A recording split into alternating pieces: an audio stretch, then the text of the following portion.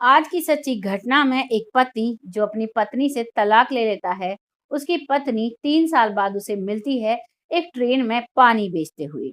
जैसे ही वो अपनी पत्नी को देखता है तो वो हैरान होता है, लेकिन वही पत्नी जिसने गलती की थी, अपने पति को देखती है तो उसकी आँखों से आँसू छलक जाते हैं। ये कहानी ऐसी है जो आपको एक सीख भी देकर जाएगी और आपको रुला भी सकती है, क्योंकि इस कहानी में कुछ ऐसा हुआ था इस लड़के के साथ, फिर भी ये लड़का अपना बड़प्पन दिखाता है।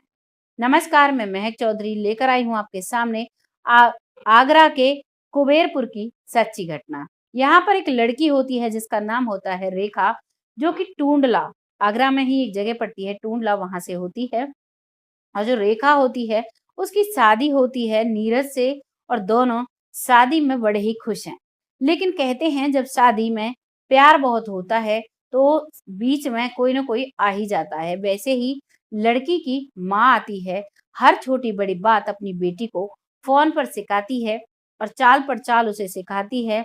हर बात में अपनी टाँग अड़ाती है, जिसकी वजह से उसके परिवार में लड़ाई-झगड़े होने लगते हैं।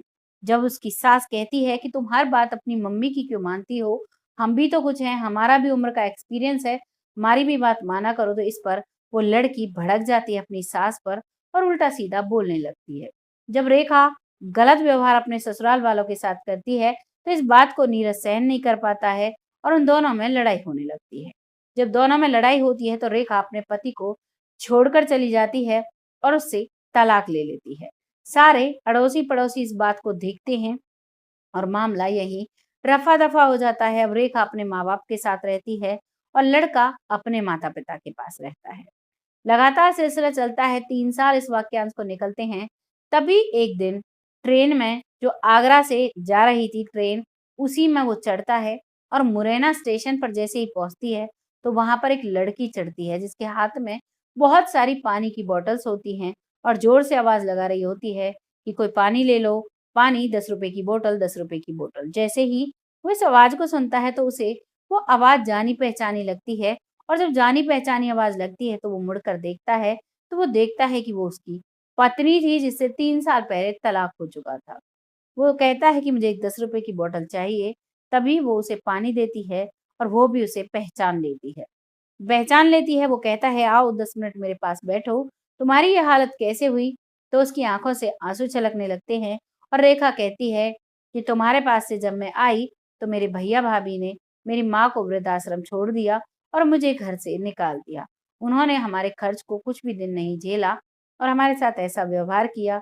अब मैं अपने मामा के साथ मुरैना में रहती हूँ और यहाँ पर पानी बेचकर अपना गुज़र-बसर करती हूँ।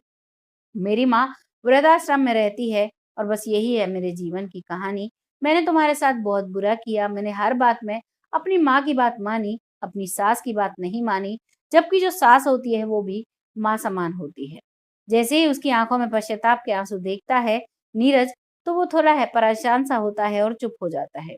तभी यहाँ पर वो लड़की रेखा कहती है कि तुम कहाँ जा रहे हो? तभी वो कहता है कि पापा दिल्ली हॉस्पिटल में, एम्स में एडमिट हैं, उनको कैंसर हुआ है, उनका ट्रीटमेंट चल रहा है, मैं वहाँ जा रहा हूँ। तभी वो लड़की अपने मामा को फ़ोन लगाती है और कहती है, मामा मुझे ट्रेन में नीरज मिले हैं, मेरे ससुर जी को कैंसर हुआ है, उनको मुझे देखने जाना है।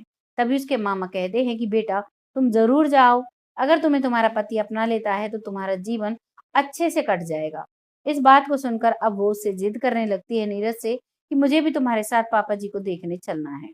वो मना करता है लेकिन वो नहीं मानती है, तो उसको अपने साथ ले जाता है और जैसे ही वो हॉस्पिटल में पहुँचते हैं और वो अपने ससुर को देखती है, तो ससुर हाथ बढ़ाकर अपनी बहू का हाथ पकड़ता है और कहता है, मेरे घर की रोशनी, तुम वापस आ गई, अब मैं तुम्हें कहीं नहीं जाने दूँगा।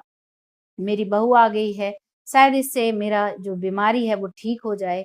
और थोड़ी ही देर में इतनी ही बातें होती हैं कि डॉक्टर्स रिपोर्ट लेकर आते हैं और कहते हैं कि अब तुम कैंसर से दूर हो चुके हो, यानी कैंसर तुमसे हट चुका है, वो रोग तुम्हें अब नहीं है, तुम बिल्कुल ठीक हो। जैसे वो इस बात को सुनता है, वो ससुर बहुत खुशी मनाने लगता है, कहता है, जैसे ही मेरी घर की लक्ष्मी ने मेरे घर में कदम रखे, वैसे ही मेरे शरीर ठीक रहने लगा, मैं अपनी बहू को कहीं नहीं जाने दूँगा। जो नीरज है वो एक बार कहता भी है कि इनके माँ-बाप से तो पूछ लो, तभी वो लड़की कहती है कि मामा जी ने कह दिया है कि मैं तुम्हारे साथ चल सकती हूँ। और इस बात को सुनकर अब वो उसे अपने घर ले जाता है। साथ ही साथ अपने पिता को भी ले जाता है। तो पड़ोसी कहते हैं कि देखो, नीरज की बहू जिसे 3 साल पहले तलाक हो गया था, वो वापस आई है। वो इसे सुनती है, चारों तरफ लेडीज़ खुस-फुस करती हैं, लेकिन उसके घरवालों को कोई फ़र्क नहीं पड़ता। सासू भी उसका खुले दिल से स्वागत करती है, उसकी ननद भी उसके खुले दिल से स्वागत करती है, क्योंकि पिता जब बीमार था, तो वो पूरा परिवार एक साथ था, और जब एक साथ था तो उसका अच्छे से स्वागत करते हैं, और अब वो अपने पति के घर में रहने लगती है, बहुत अच्छे से अपने पति के घर को सँभालती है। ये थी कहानी रेखा की। कैसी लगी कमेंट सेक्शन में ज़रूर बताना। अगर वीडियो ज़रा भी अच्छा लगा है तो इसको शेयर ज़रूर कीजिएगा, और ऐसी ही कहानी देखने के लिए हमारे चैनल को सब्सक्राइब कीजिएगा, जिससे कि आने वाली हर वीडियो का नोटिफ़िकेशन आपके फ़ोन पर आए। उसके लिए बेल आइकन भी ज़रूर दबाइएगा। बहुत जल्द फिर आती है ऐसी एक सच्ची घटना के साथ। तब तक के लिए जय हिंद, जय भारत।